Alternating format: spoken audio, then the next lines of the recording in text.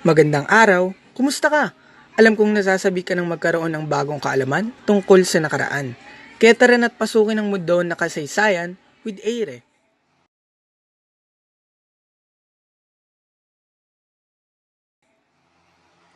On April 5, 1964, General Douglas MacArthur died in Walter Reed Medical Center, Washington, D.C.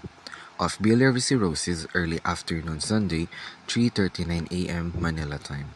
The U.S. President on April 6 ordered flag half-masted until the MacArthur funeral. In Manila, President Macapagal issued a proclamation declaring a period of mourning from April 6 to the day of the funeral. MacArthur was eulogized in the U.S. Senate on April 6. Carlos Romulo as Macapagal's representative took a plane for the United States on April 7 to attend the funeral.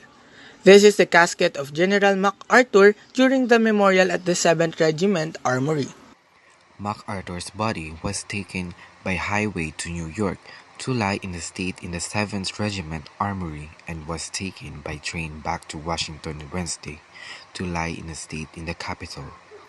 The body was flown to Norfolk, Virginia on April 11, 1964, on Saturday, for burial in a memorial mausoleum already prepared in accordance with MacArthur's wishes.